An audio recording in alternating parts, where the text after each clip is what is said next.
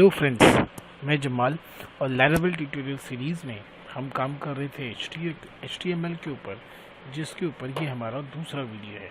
ठीक है, तो लास्ट वीडियो में पूरे एंटायर टैग्स को मैंने इस तरह से 3 कैटेगरीज में डिवाइड किया था, और जहाँ पे हमने tags, attribute, self closing tag और एलिमेंट्स फर्स्ट सेक्शन के 3 टॉपिक्स को डिस्कस किया था।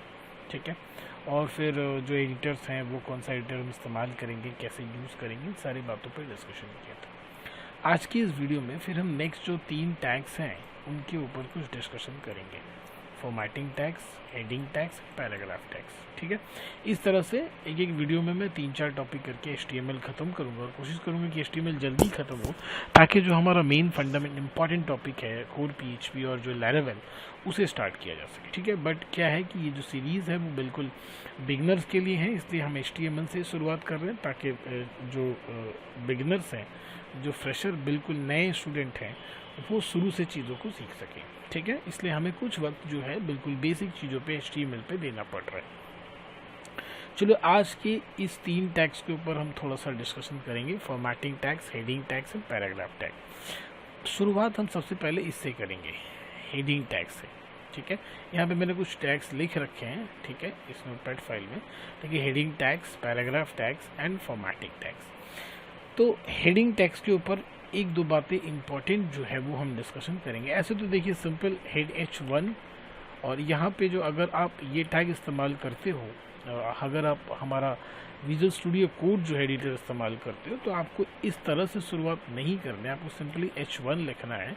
ठीक है, ये ऑटोमेटिक टैग में कन्वर्ट कर देगा। ये चीज़ें सीखने वाली चीज़ें हैं। देखिए, आपको टैग से नहीं शुरू करना है, आप सिर्फ H1 लिखो, मतलब एंगुलर ब्रैकेट से नहीं शुरू करना है, सिर्फ H1 लिखो और एंटर प्रेस कर दो। ये ऑटोमेटिक टैग्स को ओपन कर देगा और क्लोज कर देगा। यहाँ हम लिखेंगे हेलो। ठीक है, इसे हम क्या करते हैं, कॉपी पेस्ट करते हैं, और 2, 3, 4, 5, 6। क्यों मैंने 6 बार किया, क्योंकि ये 6 टाइम तक ही एग्जिस्ट करता है, H1 से लेके H6 तक। ठीक है, देखिए, HTML ऐसे तो आपस में अपने आप में कोई बहुत बड़ा सब्जेक्ट नहीं है, बट आजकल का क्या है कि बहुत सारे ऐसे कॉम्पिटिटिव एग्ज़ाम में HTML पूछे जा रहे हैं।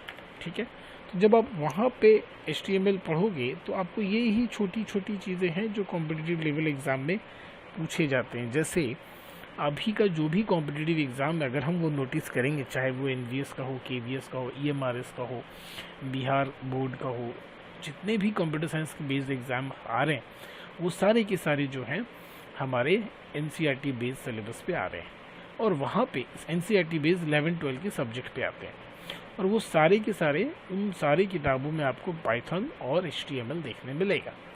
तो वहाँ पे यही छोटी छोटी चीज़ें हैं जो एग्ज़ाम में चले आते हैं। जैसे हेडिंग टैग में कितने नंबर्स तक हेडिंग टैग होते हैं, क्या H7 एक वैलिड टैग है या नहीं है, ये सारी चीज़ें हैं।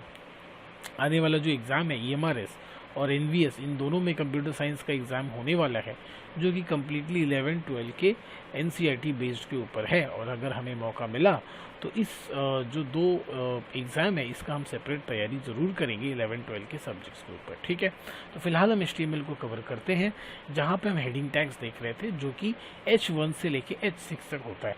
इसका प्रॉपर आउटपुट देखना ज़्यादा बेटर हमें अंडरस्टैंडिंग देगा। तो ये index.html है, आप चाहें तो इसे यहाँ पे रिवील इन फाइल एक्सप्लोरर, यहीं पे जाके देख सकते हैं। यहाँ पे ये फाइल हमारा है, इसे आप डबल क्लिक कर लें, देखिए ये यहाँ पे रन हो गया। थोड़ा सा मैं जूम करके दिखाऊंगा। देखिए, आप H1 टैग जो है, जो कि सबसे टेक्स्ट को सबसे बड़े साइज में करके दिखा रहा है। H2 जो है वो उससे थोड़ा सा छोटा, H3 उससे छोटा, H4 उससे छोटा, H5 उससे छोटा, और H6 इससे छोटा। अब यहाँ पे जैसा कि क्या है, H1 जो है टेक्स्ट को बोल्ड और बड़ा करके दिखा रहा है, तो ज़्यादातर डेवलपर्स क्या करते हैं, जब भी हमें साइज़ को थोड़ा बड़ा करके और बोल्ड करके दिखाना होता है, तो हम बोल्ड टैग या फ़ॉन्ट टैग का इस्तेमाल नहीं करके H1 टैग का इस्तेमाल करते हैं। पर ध्यान रहे, H1 टैग का जो मेन इम्पॉर्टेंट पर्पस है, जो इसका नाम ही है हेडिंग, ठीक है ना, आप नाम देखिए क्या लिखा हुआ, हेडिंग टैग्स। तो वेबसाइट में जिस टैग को आपको हेडिंग बनाना है, आपको उसी को ही H1 टैग में देना है। हम H1 टैग का इस्तेमाल इसलिए नहीं करेंगे कि मुझे उसे भाई बोल्ड में, बड़े साइज में दिखाना है, हम H1 टैग का इस्तेमाल इसलिए करेंगे ताकि यही वो टैग होगा जिसके थ्रू जो गूगल है वो आपके वेबसाइट के कंटेंट को सर्च करेगा।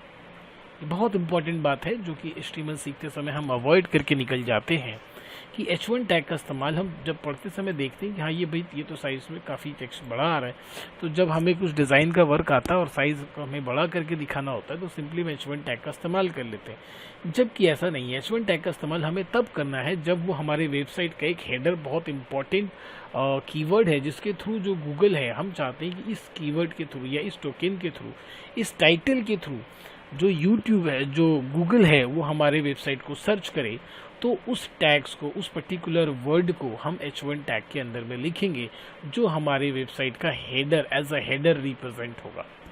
होपफुली आपको बात समझ में आई। उसके बाद उसके अकॉर्डिंगली साइज़ के हिसाब से ये चीज़ें घटती चली जाती हैं, H2, H3, H4, H5, H6। आपने यहाँ आउटपुट देख लिया होगा, ठीक है। तो दो बातें बहुत समझ में आई। H1 टैग का साइज़ किस तरह, कितने नंबर तक H1 टैग, हाइट टैग जो है वो सपोर्ट होता है। तो ये टोटल 6 टैग्स होते हैं H1 से लेके H6 तक।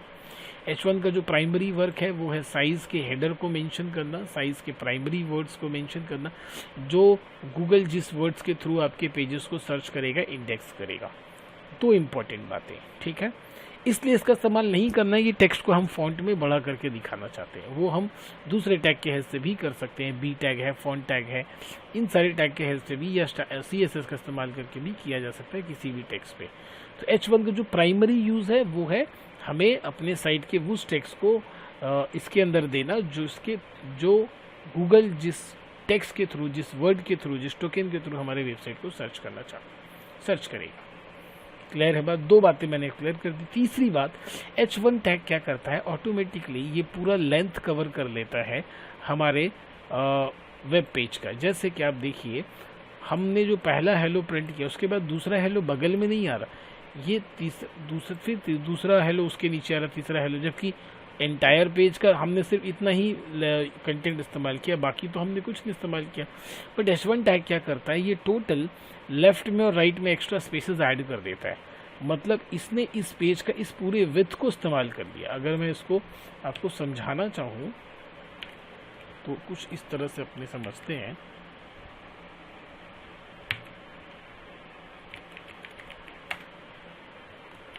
देखिए, जैसे ही H1 टैग के अंदर मैंने हेलो लिखा तो ये इस पूरे पेज के साइज को कवर कर लिया।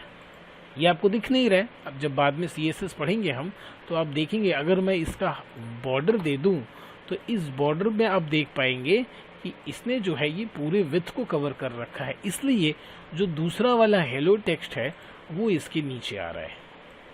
इसने भी पूरे विड्थ को कवर कर रखा है पेज के, इसलिए जो नेक्स्ट वाला हेलो है वो नीचे आ रहा है। फिर इसने भी पूरे विड्थ को कवर कर रखा है, इसलिए वो नीचे आ रहा है, एंड सो ऑन। तो H टैग का जो तीसरी इंपॉर्टेंट प्रॉपर्टीज़ ये है कि ये पेज के पूरे विड्थ का इस्तेमाल कर लेता है। अगर हम विड्थ मेंशन नहीं कर रहे हैं तो जब पूरा विड्थ का इस्तेमाल होगा तो जो नया टैग होगा ऑटोमेटिकली वो उसके नीचे आएगा।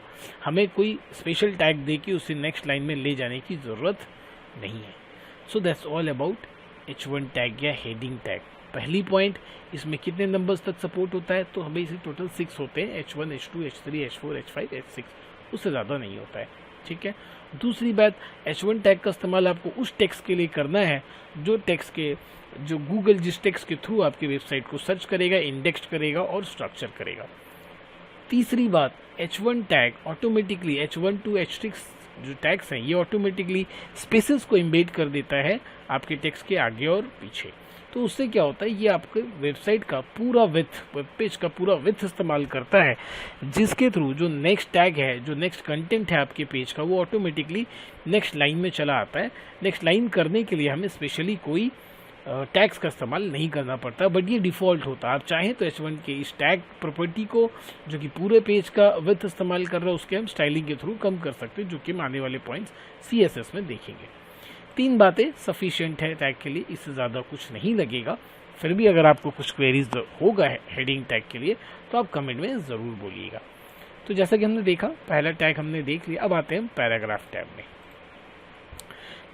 उस सारे को हम डिलीट कर देते हैं और यहाँ पे फिर हम एक पैराग्राफ पी टैग का इस्तेमाल करते हैं। देखिए यहाँ पे भी दो तरीका था, आप सिंपली पी लिखो और एंटर मारो, चला आया।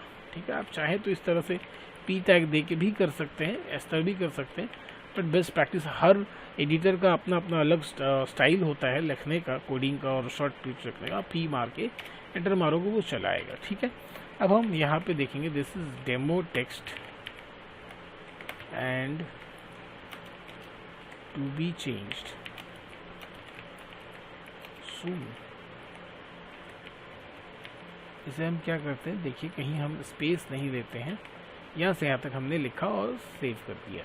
ठीक है, HTML पेज में आते हैं, हम रिफ्रेश कर लेते हैं तो देखिए, और एक काम करते हैं, इस पूरे टैग को लेते हैं और एक और पी दे देते हैं, सेव कर देते हैं।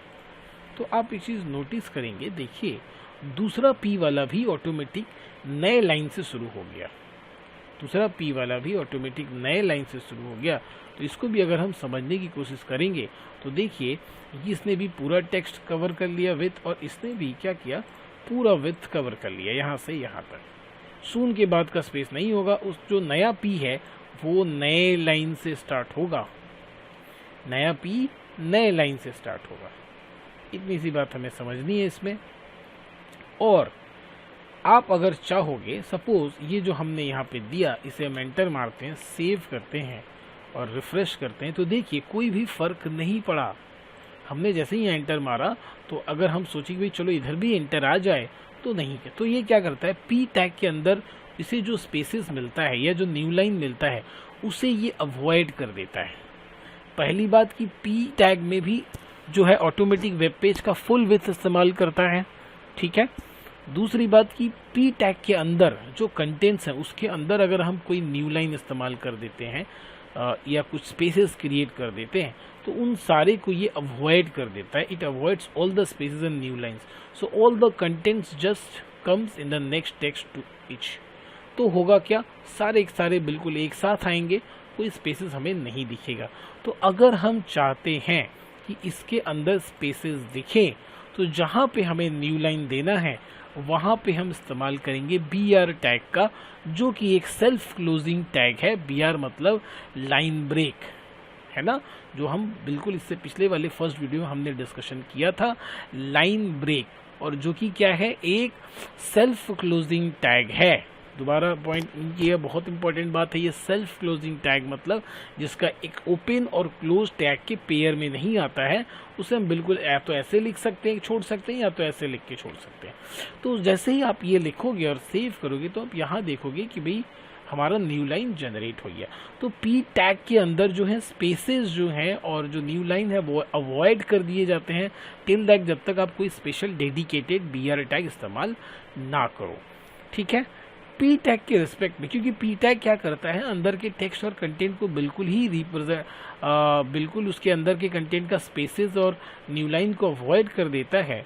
तो अगर हमें कुछ ऐसा चाहिए कि भाई मैं जो यहाँ पे जैसा ही लिखूँ, जैसा एडिटर में मैं हूबहू जैसा लिखूँ वैसा ही मुझे आउटपुट में दिखे, तो इसके लिए हम इस्तेमाल करेंगे प्री टैग का। ठीक है, अब यहाँ पे देखिए आप, this is hello world space, now this is demo of HTML, this is series of Laravel। Save किया हमने और फिर यहाँ पे रिफ्रेश किया हमने, तो देखिए जैसे जैसे हमने लिखा, जिस तरीके से हमने लिखा, ये एज इट इज चला आया। और हाँ, ये लेफ्ट साइड में भी बिल्कुल स्पेस क्रिएट करेगा, बट जैसा हमने लिखा है हूबहू वो बिल्कुल चला आया। इसके बाद फिर से एक पी हम टैग देते हैं, स्पेस के रिफ्रेश करते हैं, तो देखिए कैसा आया। तो प्री टैग का इस्तेमाल क्या होता है कि अगर हम जैसा अपने एडिटर में लिख रहे हैं वैसा ही हम आउटपुट में चाहते हैं तो भाई हम प्री टैग का इस्तेमाल करेंगे, जो कि किस किस सेक्शन के अंदर आता है, पैराग्राफ टैग के अंदर में आता है। तो देखिए यहाँ पे हमने सारी बातें जान ली, पी टैग के बारे में जान लिया, BR टैग के बारे में जान लिया, HR टैग की बात करते हैं। अब देखिए सबके पास स्पेस है, but I won't make it as new line, एक लाइन क्रिएट हो जाए तो हम क्या करेंगे, इस h1 टैग के बाद एक HR टैग इस्तेमाल करेंगे। देखिए HR टैग भी एक सेल्फ क्लोजिंग टैग है, याद रखिएगा HR टैग एक सेल्फ क्लोजिंग टैग है। हम यहाँ पे एक HR दे देते हैं और यहाँ पे एक HR दे देते हैं, सेव करते हैं, रिफ्रेश करते हैं, तो आप देख रहे हैं कि एक लाइन क्रिएट हो गया है। आप चाहते हैं कि भाई आपका कंटेंट डिवाइड हो एक लाइन से, या फिर यहाँ पे एक लाइन दिखाना चाहते हैं, तो उसके लिए हम HR टैग का इस्तेमाल करते हैं, which is called horizontal rule. और ये भी बाय डिफ़ॉल्ट आपके फुल विड्थ पेज का फुल विड्थ का इस्तेमाल करता है। तो जो भी नेक्स्ट टैग या उसका कंटेंट होगा उसका आउटपुट न्यू लाइन से आपको देखने मिलेगा। तो हेडिंग टैग हमने देख लिया, इसके बारे में सारी बातें समझ ली। पैराग्राफ टैग हमने देख लिया, उसके बारे में सारी बातें समझ ली। ऐसा कोई टैग नहीं है जो आपको नहीं बताया मैंने। P, BR, HR, प्री, इन दोनों की खास बात क्या है, ये सेल्फ क्लोजिंग टैग है। P के भी जो इंपॉर्टेंट फीचर्स है मैंने बता दिए, प्री के भी जो इंपॉर्टेंट फीचर्स है मैंने बता दिए। Now let us come to formatting tags. अब यहाँ पे कुछ ऐसे इंपॉर्टेंट टैग्स देखिए, ये डेवलपमेंट ओरिएंट के व्यू से बहुत ज़्यादा इम्पॉर्टेंट तो नहीं है, बट हाँ अगर आप किसी एग्ज़ाम की तैयारी कर रहे हैं, जैसे मैंने कहा वीडियो के शुरू में जो मैंने डिस्कशन किया कि EMRS, NVS, KVS या जो बिहार बोर्ड का जो कंप्यूटर साइंस का एग्ज़ाम होने वाला, अगर इस सब की एग्ज़ाम की तैयारी आप कर रहे हैं तो उस केस में ये जो HTML के वीडियोस मैं बता रहा हूँ ये आपके लिए इम्पॉर्टेंट हैं। तो यहाँ पे देखिए क्या है, B टैग, स्ट्रॉन्ग आई, ये सारे टैग्स का अब हम टेक्स्ट चेक करके देखेंगे क्या है। यहाँ पे मैंने लिख रखा है ये क्या काम करता है। तो B जो है भाई बोल्ड है, सिंपली बोल्ड। B और स्ट्रॉन्ग ये देखिए बिल्कुल एक जैसा काम करता है। I और एम्फेसाइज, ये एग्जाम में इस तरह का क्वेश्चन बनता है ना कि I के रिस्पेक्ट, I का जैसा आउटपुट कौन सा टैग करता है, EM, स्ट्रॉन्ग, मार्क, इस तरह से आपको आउटपुट दे देंगे और हमें बताना होगा कि भाई I का आउटपुट इसमें से कौन सा जो है सेम आउटपुट होता है अदर टैग्स का, तो वो हमें याद रखना है। तो देखिए यहाँ पे B और स्ट्रॉन्ग एक जैसा काम करता है, I और एम्फेसाइज एक जैसा काम करता है, ठीक है ना। मार्क इसका अलग काम है, स्मॉल का अलग काम है, डेल और जो इंसर्ट ये बिल्कुल एक दूसरे के अपोजिट हैं, सुपर और सब जो है ये बिल्कुल एक दूसरे के अपोजिट हैं। चलिए तो देखते हैं, सबसे पहले B और स्ट्रॉन्ग हम करके देखते हैं तो ज़्यादा बेटर अपने को समझ में आएगा। देखिए यहाँ से यहाँ तक एक B मैं ले लेता हूँ और इसको कहाँ तक लेके जाते हैं, दिस इज़ ठीक है। अब चेंज सून को फिर मैं छोड़ देता हूँ और यहाँ से फिर मैं स्ट्रॉन्ग को ले लेता हूँ और उसका स्ट्रॉन्ग का जो क्लोजिंग पोर्शन है उसे मैं यहाँ पे दे देता हूँ। सेव करते हैं और हम यहाँ पे देखते हैं आउटपुट में, एक सेकंड हमने कहाँ किया, B क्लोजिंग B लास्ट वाला, स्ट्रॉन्ग एंड स्ट्रॉन्ग, ठीक है सेव नहीं हुआ था। यहाँ पे आते हैं, रिफ्रेश करते हैं, तो आप देख पाएंगे कि यहाँ पे तो भाई मैंने B इस्तेमाल किया और यहाँ पे मैंने क्या इस्तेमाल किया, स्ट्रॉन्ग। एक एट्रीब्यूट है, मैंने लास्ट डे आपको बताया था टैग क्या होता है, एट्रीब्यूट क्या होता है, रेलेवेंट क्या होते हैं। तो एट्रीब्यूट के बारे में मैंने आपको बताया था। एक ऐसा एट्रीब्यूट है विच इज़ कॉल्ड टाइटल, इसको भी यूनिवर्सल एट्रीब्यूट बोलते हैं। ये भी आपके एग्जाम पॉइंट ऑफ व्यू से बहुत इंपॉर्टेंट है। अगर आप कोई कॉम्पिटिटिव एग्ज़ाम तैयारी कर रहे हैं तो आपकी competitive exam point of view से ये जो पॉइंट है बहुत इंपॉर्टेंट है। What is universal tag, what is universal attribute, ऐसा एट्रीब्यूट जिसको हम हर टैग के साथ इस्तेमाल कर सकते हैं उसको हम यूनिवर्सल एट्रीब्यूट बोलते हैं। और टाइटल जो है हमारा एक यूनिवर्सल एट्रीब्यूट है। Here B tag is being used। अब हम इसको सेव करते हैं और देखते हैं कि इसका इफेक्ट क्या होता है। हम रिफ्रेश करते हैं, तो अब जैसे ही यहाँ पे कंटेंट को ले जाएंगे, अच्छा ये यस दैट्स कमिंग, तो आप देखिए कर्सर को जैसे ही वहाँ ले जाइएगा आप देखिएगा एक छोटा सा नोटिफिकेशन टाइप का आया जो मैंने वहाँ टाइटल में लिखा था। क्या लिख रहा है, here B tag is being used. और अगर मैं वही चाहता हूँ कि भाई मैं यहाँ पे, ठीक है, उसी तरह मैं स्ट्रॉन्ग का एक टाइटल देना चाहता हूँ, टाइटल हेयर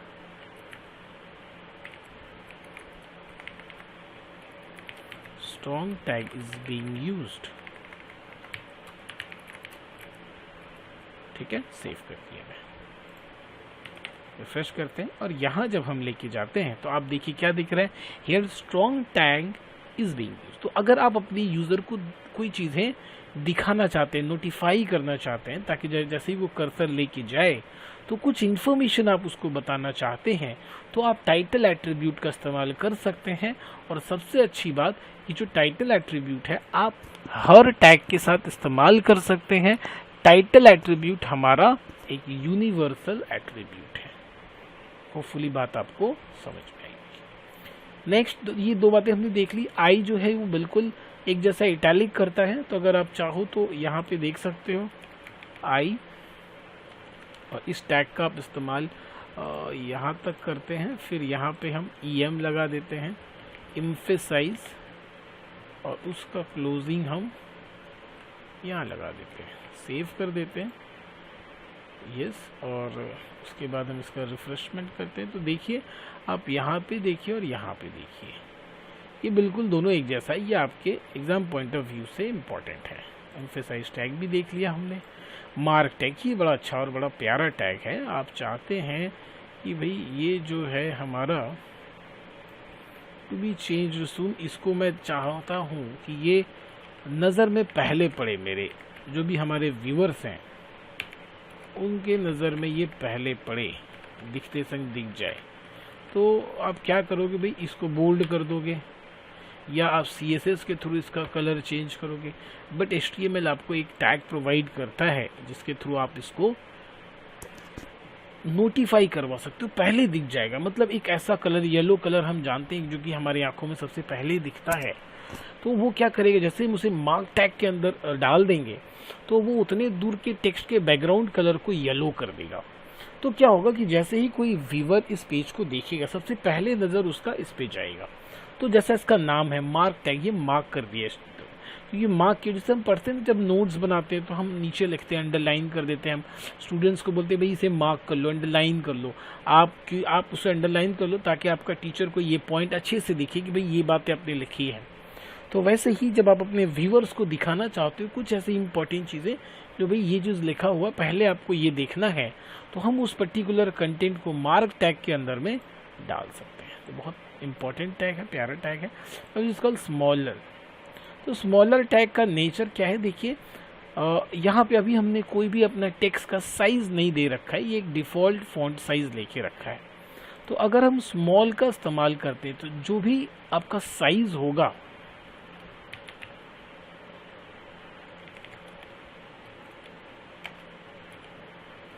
जो भी अभी करंट साइज होगा उसमें से वो क्या करेगा, साइज को कम कर देगा। तो देखिए ये जो पॉइंट है साइज और ये साइज, इसके रिस्पेक्ट में इसने 2-3 पिक्सल इसको कम कर दिया, फॉन्ट का यूनिट जो है कम हो गया इसके रिस्पेक्ट में। अगर आप कुछ बड़ा का रिस्पेक्ट में उसको स्मॉल करिएगा तो उसके रिस्पेक्ट में फिर साइज कम होगा। ऐसा नहीं कि जब भी आप स्मॉल करिएगा तो वो इतना ही बड़ा कर देगा उसको, नहीं।